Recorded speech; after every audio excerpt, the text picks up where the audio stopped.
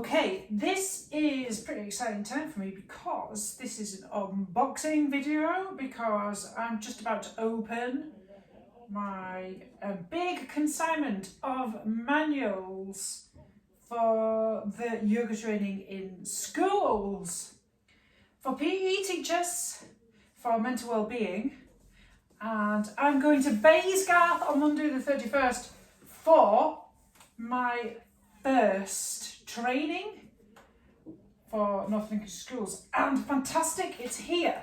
Okay, brilliant, it's here, and I've got 75 copies, so just a little bit of a quick flick through that. Nice to cover for you there. Yoga training for mental well-being in the PE curriculum.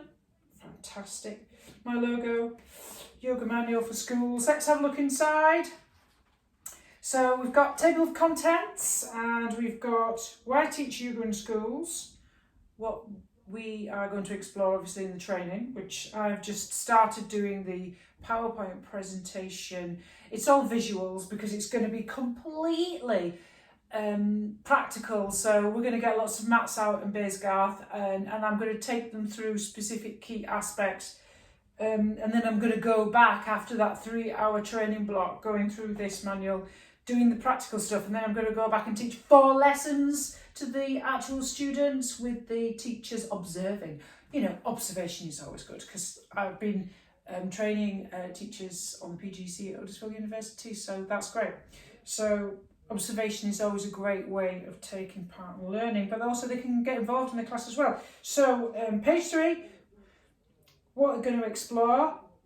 Page 4, the mental health context, because you've got about 4 or 5 pupils in each class with a diagnosable mental health condition. The benefits of yoga, the brain and the body. So that's all that neurobiology stuff. I'm really focusing on the teenage brain and the changes that are going on in their body.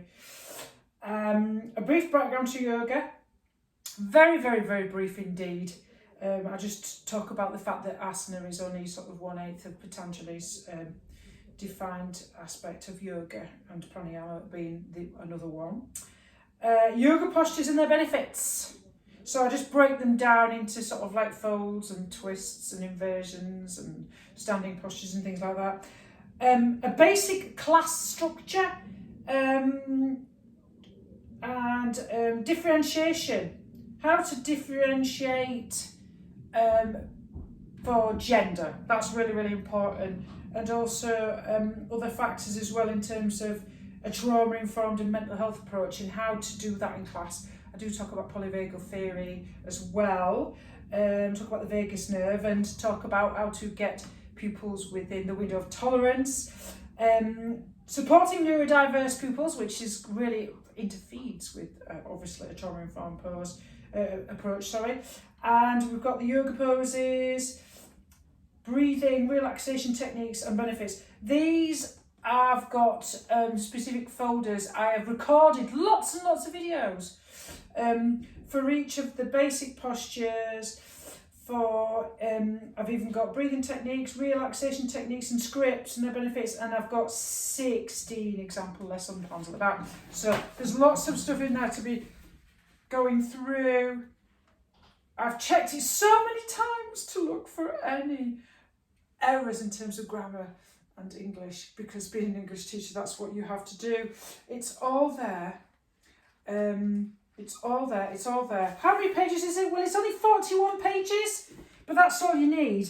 And obviously the example lessons at the back, which are quite detailed.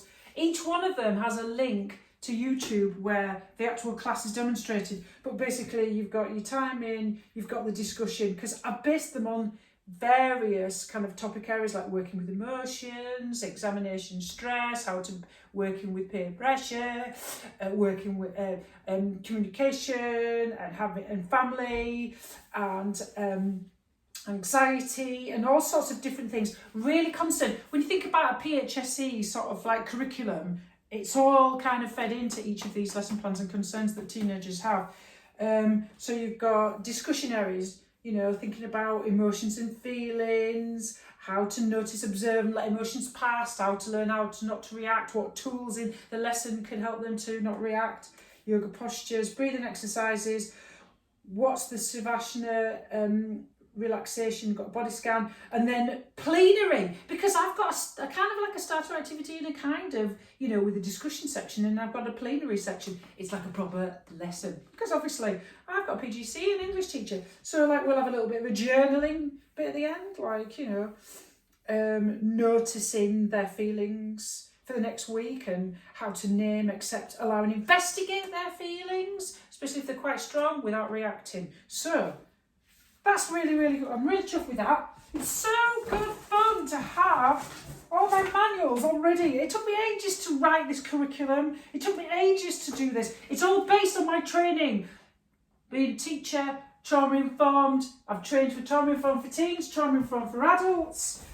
I am a yoga therapist. I'm not just a yoga teacher.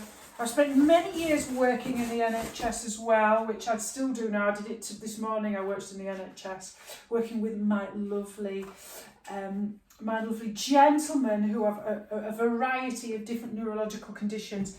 And obviously I've worked in prisons, I've worked on rehabilitation in terms of, not just rehabilitation in terms of the neuro kind of side of things, but also kind of addictions and things like that. But I mainly work in schools because I'm quite excited, because you know, I'm going to be working at Beverley High after Christmas, and after half term I'm going to be working at WAG sixth form. So Biz Gav, here you come. This is going to be so good fun.